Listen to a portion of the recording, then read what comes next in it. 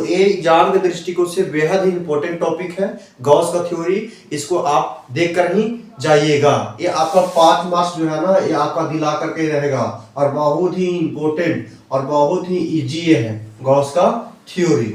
ठीक है, तो चलिए हम लोग शुरुआत करते हैं। गॉस का प्रमेय क्या है, उसका डेरिवेशन करेंगे, उसका परिभाषित करेंगे और हम लोग ये साबित करके भी लाएंगे ये किसके लिए लागू होता है, क्या होता है। तो चलिए स्टार्ट करते हैं गॉस का थ्योरी। हम यहाँ पे शॉर्ट ट्रिक भी हम बता देते हैं गॉस का थ्योरी का एकदम शॉर्ट डिफिनेशन क्या है।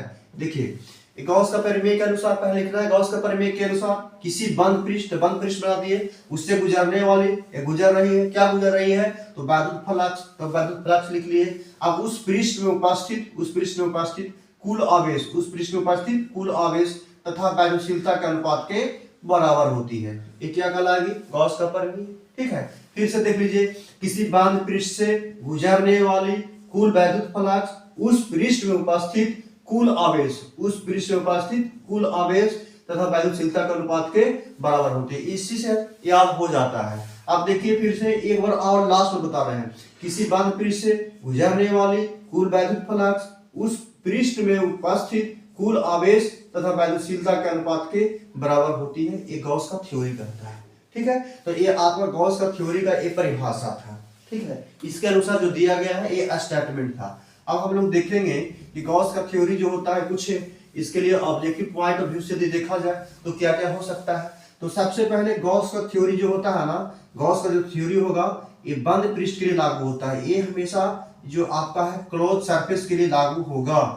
पहला पॉइंट यही है, गॉस का जो थ्योरी होता है बंद पृष्ठ के लिए लागू होती है, लेकिन पृष्ठ का शेप और साइज डिपेंड नहीं करता है। कैसा भी हो सकता है, आपका पृष्ठ ऐसा भी हो सकता है, इसके अंदर एक या एक से अधिक हम चार्ज को यदि रखेंगे, एक या एक से अधिक चार्ज को रखेंगे तो इस चार्ज के कारण बॉडी के सरफेस के ऐसे, बॉडी के सरफेस के लंबवत क्या निकलती है, ये आपका फ्लक्स निकलता है। क्या निकलता है भाई, ये आपका फ्लक्स निकलता है। तो गॉस का प्रमेय तो वही कहता है कि किसी बॉडी के सतह के लंबवत जो फ्लक्स निकल रहा है, इसी फ्लक्स को वैल्यू को मेजर करने के लिए हम लोग गॉस का प्रमेय यूज करते हैं, गॉस का थ्योरी हम लोग यूज करते हैं।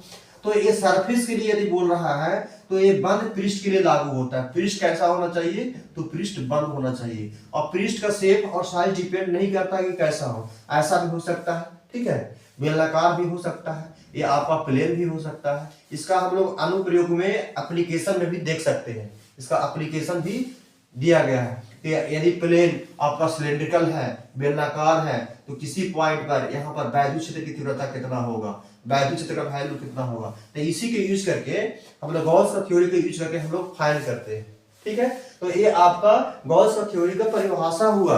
ये एक तरह का थ्योरी जिसको बोल सकते हैं दिया गया है, किसी बंद पृष्ठ से गुजरने वाली कुल वैद्युत फ्लक्स उस पृष्ठ में उपस्थित कुल आवेश, इस पृष्ठ में उपस्थित कुल आवेश तथा वैद्युतशीलता के अनुपात के बराबर होती है। ये गॉस का थ्योरम दिया गया है। चलिए हम लोग अब इसे प्रूव करने का प्रयास करेंगे। जो फाई ई बराबर दिया गया है क्यू अपॉन में एप्सिलॉन नॉट है ना, ये सिग्मा क्यू डिनोट करता है कि इस पृष्ठ में कुल आवेश यानी कुल चार्ज के अमाउंट कितना है, कुल चार्ज की मात्रा कितना है, कुल आवेश की मात्रा कितना है, और अपॉन में क्या है, वैद्युतशीलता। वैद्युतशीलता बता दें कि वैद्युतशीलता जो होता है अलग अलग माध्यम के लिए उसका वैल्यू अलग अलग होता है। तो चलिए हम लोग इसको हम प्रूव करने का प्रयास करते हैं। गॉस का थ्योरी हम लोग प्रूव करेंगे। ठीक है, कि जो फाई ई बराबर क्यू बटा में एप्सिलॉन नॉट कैसे आता है। ठीक है, अब इसको थ्योरम को हम लोग प्रूव करने वाले हैं लास्ट के 5 मिनट। ठीक है, देखिएगा ध्यान से, हम लोग प्रूव करेंगे। देखिए सबसे पहले मान लेते हैं कि ये कोई आपका वृत्ताकार, ठीक है, ये गोलाकार जो है ये आपका कोई पृष्ठ है और इस पृष्ठ के अंदर एक या एक से अधिक चार्ज प्रेजेंट है। लेकिन फिलहाल इसको प्रूव करने के लिए हम लोग मान लेते हैं कि एक ही चार्ज यहाँ पे इस पृष्ठ के अंदर पे यहाँ पर कोई क्यू चार्ज है रखा हुआ है। अब यहां से इसका डिस्टेंस है, मान लेते हैं कि r डिस्टेंस पर कोई चार्ज है। ठीक है, आपका ये बताया गया है यदि कोई चार्ज प्लस है तो प्लस चार्ज के कारण वैद्युत क्षेत्र रेखा जो होती है ना, इलेक्ट्रिक फील्ड लाइंस दूर बनता है। ये जानते हैं, यहाँ प्लस चार्ज है, प्लस चार्ज के कारण वैद्युत क्षेत्र रेखा यहाँ पे दूर बनता है। तो इस चार्ज के कारण यहाँ पे इसका वैद्युत क्षेत्र रेखा क्या बनेगा, आपका यहाँ पे दूर बनेगा। ठीक है, अब यदि यहां से निकल रहा है, निकलेगा तो सभी इसके सरफेस से, इसलिए ये आपका जो बेलनाकार है ना, ये आपका बेलनाकार, सॉरी बेलनाकार बोल रहे हैं, गोलाकार जो सतह है, ये जो है प्रत्येक सरफेस से ऐसे ऐसे ऐसे फ्लक्स निकलेगा। लेकिन इसको हम प्रूव करने के लिए, गॉस का थ्योरी को प्रूव करने के लिए हम लोग Q बराबर फाई ई बराबर Q बटा में एप्सिलॉन नॉट, इसको हम लोग प्रूव करने के लिए ऐसा मानते हैं कि इसके अंदर यदि एक चार्ज रहा होगा तब फ्लक्स कैसे निकलेगा।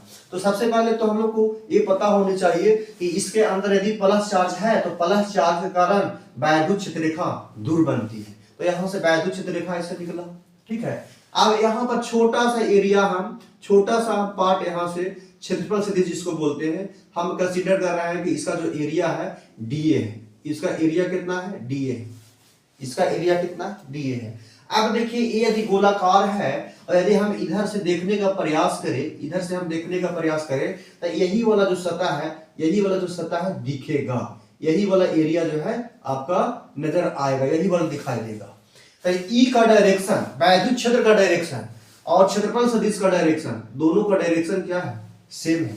एक ही लाइन के अलावा दोनों है, आपका इलेक्ट्रिक फील्ड भी और यहाँ पे एरिया वेक्टर भी। तो यहाँ पर एंगल कितना आ जाएगा? एंगल आ जाएगा 0, इसको हटा दीजिएगा, समझाने के लिए बताएं। यहाँ पे एंगल कितना आ जाएगा? 0 आ जाएगा, ठीक है। तो ये इतना हम कंसीडर करके चलेंगे। मान लिया जाए कि ये कोई गोलाकार पृष्ठ है और उस पृष्ठ के केंद्र पर क्या रखा हुआ है? कोई आवेश Q रखा हुआ है जिसका त्रिज्या क्या है? R है। और इस पॉइंट को मान लो कि आप पॉइंट यहाँ पे P कंसीडर कर रहे हो, जहां पर इसके सतह से जो फ्लक्स निकल रहा है, जो वैद्युत क्षेत्र रेखा निकल रहा है, उसको हम मान लेते हैं कि ये पॉइंट क्या है? P है। अब देखिए हमको प्रूव करना है फाई ई बराबर Q बटा में एप्सिलॉन नॉट प्रूव करना है। आप देखिए यहां से इसका लिख देते हैं, कुछ वर्णन में लिखना यदि हम चाहे, वर्णन में लिखना चाहे तो क्या लिख देंगे कि माना कि R त्रिज्या वाले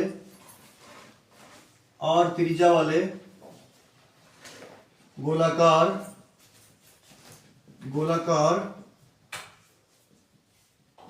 पृष्ठ के अंदर प्लस Q आवेश उपस्थित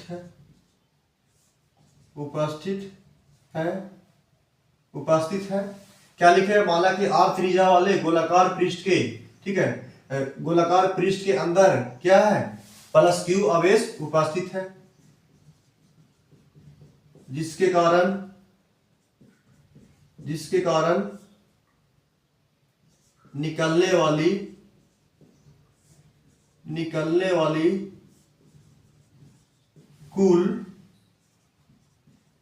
कुल वैद्युत फ्लक्स की मान निकालनी है। इस जो चार्ज प्रेजेंट है ना गोलाकार पृष्ठ के अंदर, इसी के कारण तो फ्लक्स निकलेगा। तो इसके कारण निकलने वाली फ्लक्स के मान, यानी वैद्युत फ्लक्स के मान हम लोग को निकालना है। इतना हम लोग कंसीडर कर लिए, ठीक है। अब यहां पर क्या लिखेंगे? अब गॉस के प्रमेय के अनुसार, अब क्या लिखने वाले हैं? गॉस के प्रमेय के अनुसार।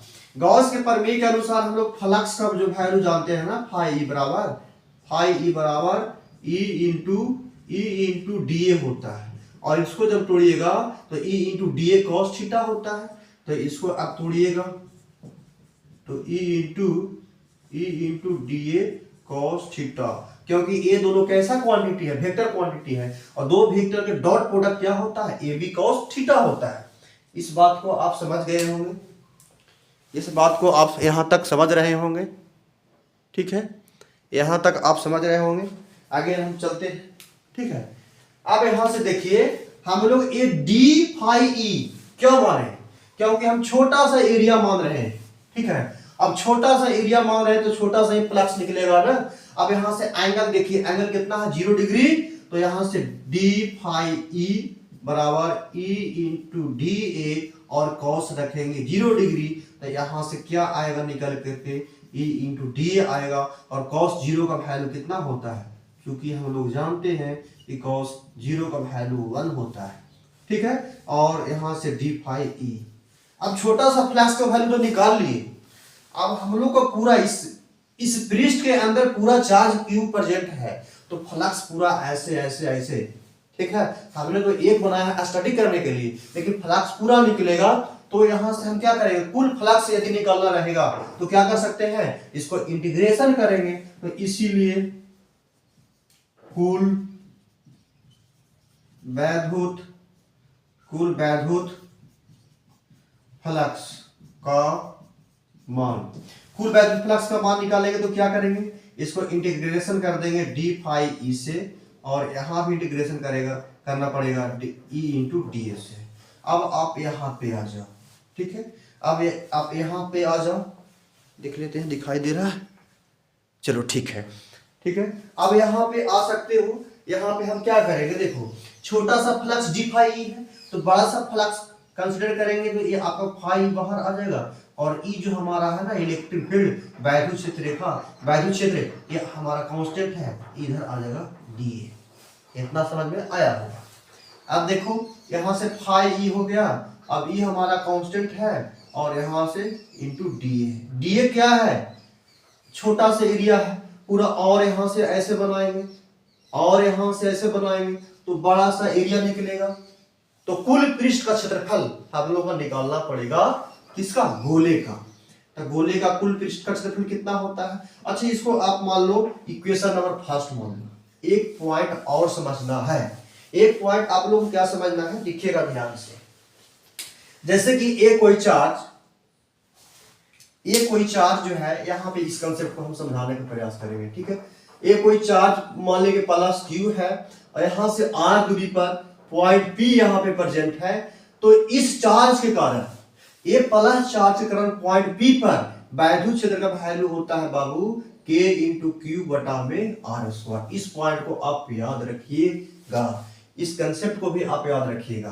तो हम लोग यहां से लिख सकते हैं, ये पॉइंट क्या है, ये आपका पॉइंट पी कंसीडर किया हुआ है, तो लिखेंगे प्लस क्यू आवेश के कारण, प्लस क्यू आवेश के कारण बिंदु P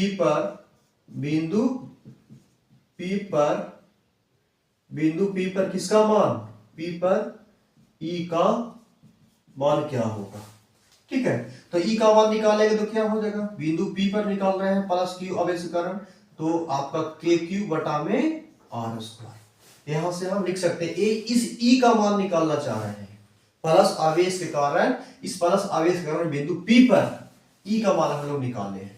अब इसको इसमें हम लोग पुट करेंगे, ठीक है। इसको आप पुट कीजिए। अब यहाँ पर इसको ऐसे भी तोड़ करके लिख सकते हैं, के का मान कितना होता है, 1/4 पाई एप्सिलॉन नॉट इनटू में आर स्क्वायर, और यहाँ से क्यू है तो आप इसको क्यू बना लो, नो डाउट। अब E का जो वैल्यू है ना, समीकरण 1 में आप रख दो, समीकरण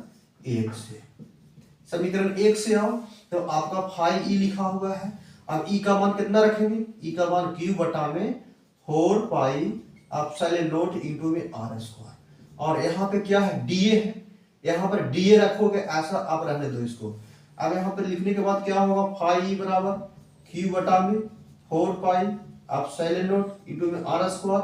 अब ये डीए का मतलब क्या होता है, गोले का कुल पृष्ठ का क्षेत्रफल, गोले का कुल पृष्ठ का क्षेत्रफल डीए बराबर क्या हो जाएगा, 4 पाई आर स्क्वायर होता है गोले का कुल पृष्ठ का क्षेत्रफल। तो यहाँ से 4 पाई आर स्क्वायर लिखो, और यहाँ से आप देख सकते हो आर स्क्वायर से आर स्क्वायर कैंसिल होने वाला है, ये 4 पाई से 4 पाई कैंसिल, और आर स्क्वायर से आर स्क्वायर कैंसिल, क्या बच रहा है, तो आप यहाँ पर देख पाएंगे कि फाई ई बराबर, ऊपर में देख सकते हैं आपका क्यू बचा है, और नीचे में क्या बचा है, एप्सिलॉन नॉट, जो कि ये आपका स्टेटमेंट था, यही गॉस का थ्योरी का क्या था, स्टेटमेंट था।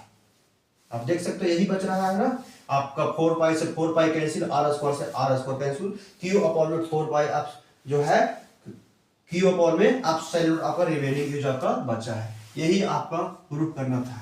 बहुत ही सिंपल रहा ये आपका गॉस का थ्योरी।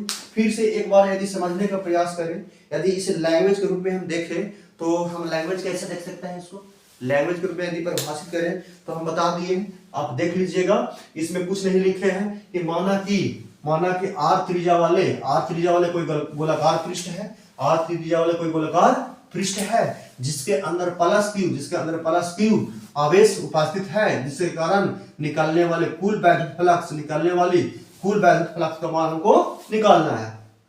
इसके बाद छोटा सा एरिया मानने के बाद वैद्युत क्षेत्र लिखा, ई निकला, इसका एरिया का भी डायरेक्शन उसी ओर है, एंगल थीटा बराबर 0 डिग्री बन गया।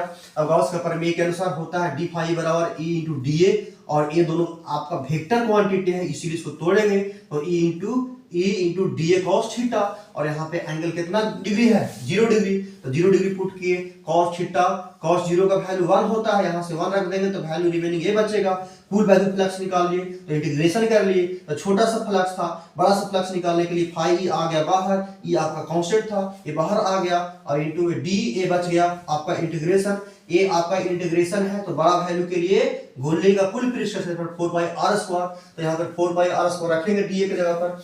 इसके बाद क्यू आवेश के कारण यहाँ पर ई का मान निकालना पड़ेगा, क्योंकि यहाँ पर ई दिख रहा है ना, वैद्युत क्षेत्र की तीव्रता निकालना पड़ेगा, तो के क्यू बटा में r² होता है, जो कि वहां पे बता चुके हैं। और यहाँ पर के का वैल्यू पुट करेंगे तो 1/4πε के का मान हो गया, क्यू यहाँ से है ये है r², और इसका वैल्यू रखेंगे 4πr², r² से r² कैंसिल, 4π से 4π कैंसिल, क्या बचेगा क्यू बटा में 4π। ये आपका रहा गॉस थ्योरी का पूरा जो आपका डेरिवेशन था। ये तो इस वीडियो के माध्यम से आप लोगों को लगा कुछ सीखने को मिला, तो प्लीज वीडियो को लाइक शेयर और सब्सक्राइब कर दीजिएगा। धन्यवाद।